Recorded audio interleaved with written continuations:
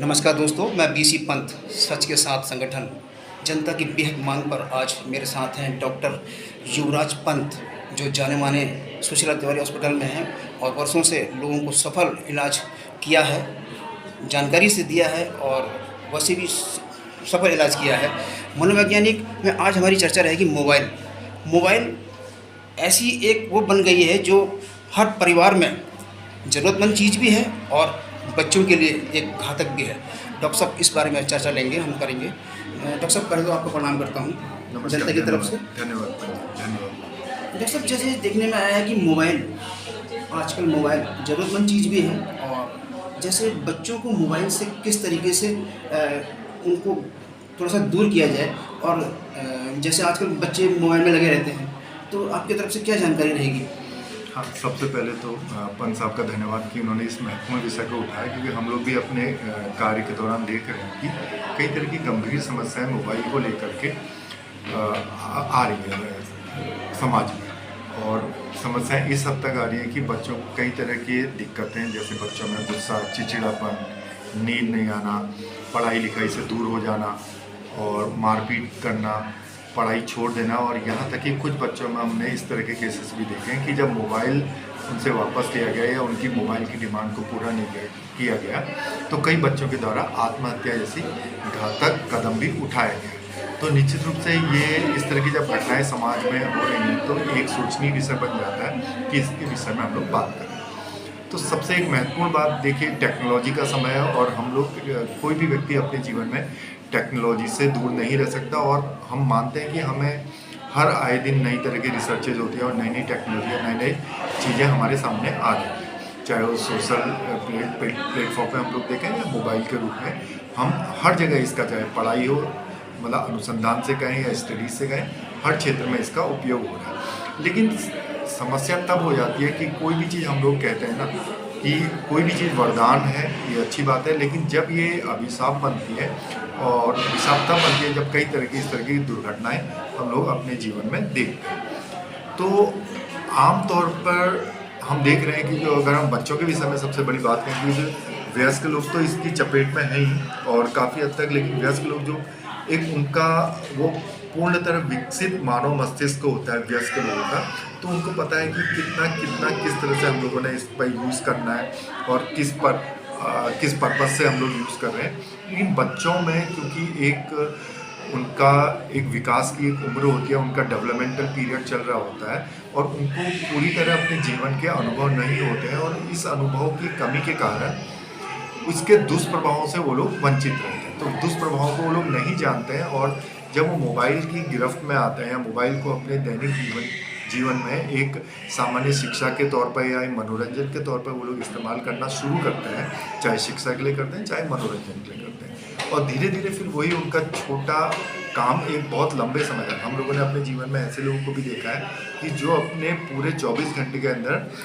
15 से 16 घंटे तक मोबाइल में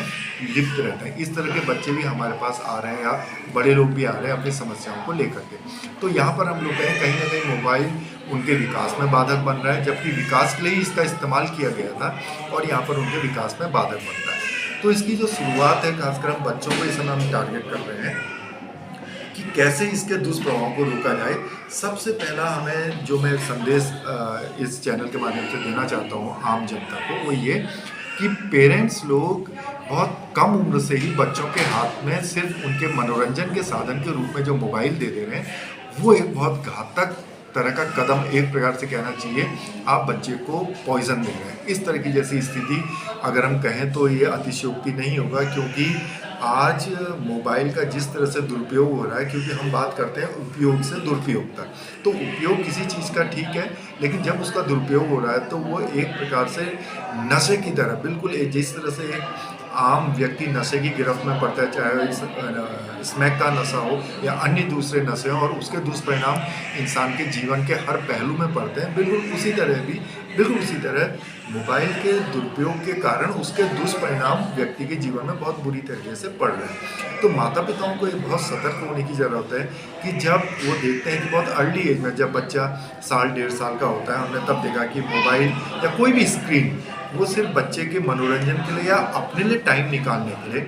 माता पिता व्यस्त हैं तो उनको लगता है कि हम अपने बच्चे को टाइम नहीं दे पा रहे हैं, तो वो लोग क्या करते हैं कि बच्चा उनका इन्वॉल्व रहे या इंगेज रहे, इसके लिए वो लोग टीवी खोल के या मोबाइल खोल के बच्चे के आगे रख देते हैं। और बच्चा जब उन चीज़ों को देख रहा है तो वो इंटरटेन हो रहा है, उसे आनंद की अनुभूति हो रही है। और जब उन चीज़ों को जब विड्रॉ किया जाता है या उस चीज़ को उनके सामने प्रस्तुत नहीं किया जा रहा है या उनको देखने से रोका जाता है, तो उनमें विशेष प्रकार के लक्षण, जिसको हम लोग विड्रॉल कहते हैं, ये पैदा होते हैं, जो कि उसके जीवन में तकलीफ देह होते हैं। और फिर बच्चे की आदत, जैसे कई पेरेंट्स समय पर आते हैं, वो कहते हैं कि हमारे बच्चे को जब तक मोबाइल ना दिखाओ तो वो खाना नहीं खाता है, दूध नहीं पीता है, इस तरह की दिक्कत है। मतलब छोटी छोटी चीज़ में हम पूरी तरह मोबाइल के ऊपर निर्भर होने लगते हैं। तो माता पिताओं के लिए एक संदेश है कि अपने बच्चे के मनोरंजन को पूरा करने के लिए या अपने लिए क्वालिटी टाइम निकालने के लिए बच्चों के हाथ में बहुत कम उम्र से ही मोबाइल ना दें। इसके बनस्पत वो बच्चे के साथ मिलें, उनसे बातचीत करें, उनके साथ क्वालिटी टाइम स्पेंड करें। स्कूल जाने वाले बच्चे हैं तो उनके स्कूल के विषय में बात करें, उनके जो रुचियां हैं जीवन में, चाहे वो खेल की तरफ हो या अन्य, क्योंकि ये माना जाता है कि हर इंसान में कुछ ना कुछ रुचियां हैं, कुछ इंटरेस्ट, कुछ उनके लाइफ के उम्मीदें कि मुझे ये करना है, ये करना चाहिए, हर इंसान के अंदर होती है। तो उन रुचियों को खोजकर उनमें व्यक्ति के बच्चे को इन्वॉल्व किया जाए ताकि वो कुछ क्रियात्मक, कुछ सृजनात्मक कर सके और मोबाइल से दूर रहे। और पढ़ाई के साथ साथ उसको जीवन में एक कुछ ना कुछ एक्स्ट्रा करिकुलर एक्टिविटीज़, चाहे वो स्पोर्ट्स रिलेटेड हो, चाहे वो आर्ट, ड्राइंग, पेंटिंग, घरेलू कार्य, कहीं ना कहीं बच्चे को इन्वॉल्व करके उसके टाइम को स्पेंड किया जा सकता है, बनस्पत इसके कि खाली टाइम में बच्चे के हाथ में मोबाइल दिया जाए। और मोबाइल देकर के हम कहीं ना कहीं बच्चे के शारीरिक और बच्चे के मानसिक विकास में कहीं ना कहीं हम लोग बाधा पैदा कर रहे हैं। और फिर यही चीज़ आगे चल के कहीं ना कहीं एक प्रकार से एक गंभीर मानसिक रोग, अब तो WHO को भी ये कहना पड़ा है कि उन्होंने एक बीमारी का नाम दिया है, स्क्रीन डिपेंडेंसी सिंड्रोम कहें या मोबाइल एडिक्शन कहें या मोबाइल डिपेंडेंसी सिंड्रोम कहें, तो कहीं ना कहीं इस प्रकार की एक लत या आदत के रूप में बच्चे के व्यवहार के साथ जुड़ता चला जाता है और आगे चल के बहुत भयंकर रूप में, यहाँ तक कि मैंने जैसे आपको पहले बताया, सिर्फ मोबाइल नहीं मिलने के कारण बच्चे आत्महत्या जैसी घातक कदम तक उठा रहे हैं, इस रूप में हमारे समाज में देखने को आ रहा है। तो जागरूक होने की ज़रूरत है पेरेंट्स को कि वो अर्ली एज में, बहुत कम उम्र में जो बच्चों को मोबाइल थमा करके उनको एंटरटेन कर रहे हैं, बजाय इसके कि उनके साथ क्वालिटी टाइम स्पेंड करने के। तो माता पिताओं के लिए विशेष संदेश है कि वो इन चीज़ों को समझें और इसके दुष्प्रभाव को समझें, क्योंकि अभी तो कुछ नहीं लगता, लेकिन आगे आने वाले समय में बहुत विकराल परिस्थिति सामने आ रही है समाज में। डॉक्टर साहब, जैसे स्कूल से भी ऑनलाइन पढ़ाई होती है तो मोबाइल मजबूरी बच्चों को हाथ में देना ही पड़ जाता है, तो कौन से क्लासेस तक ऐसा नहीं कुछ आपके तरफ से संदेश है, कौन से क्लासेस तक बच्चे को मोबाइल में स्कूल से ऑनलाइन पढ़ाई वो किया जाए? बिल्कुल, क्योंकि देखिए पहले भी हम लोग देखते थे जब मोबाइल नहीं थे तब भी काम होते थे और हर व्यक्ति अपने जीवन में बहुत अच्छे कामों में करता था और अच्छे हमने ऐसे क्षेत्र भी देखे हैं जहाँ बिल्कुल टेलीकम्युनिकेशन के बिल्कुल साधन नहीं थे और वहीं के लोग अपने जीवन में बहुत बड़े क्षेत्रों में, चाहे UPSC एग्ज़ाम कहें, मेडिकल कहें या इंजीनियरिंग कहें, ऐसी जगहों पर पहुँचे हैं। ठीक है, टेक्नोलॉजी को हमें अपने जीवन में अपने विकास के लिए यूज करना चाहिए, लेकिन जहाँ वो टेक्नोलॉजी विनाश का एक कारण बनती है तो उसमें हमें सोचने की बहुत ज़रूरत है कि ज़बरदस्ती उस टेक्नोलॉजी के पीछे ना भागा जाए।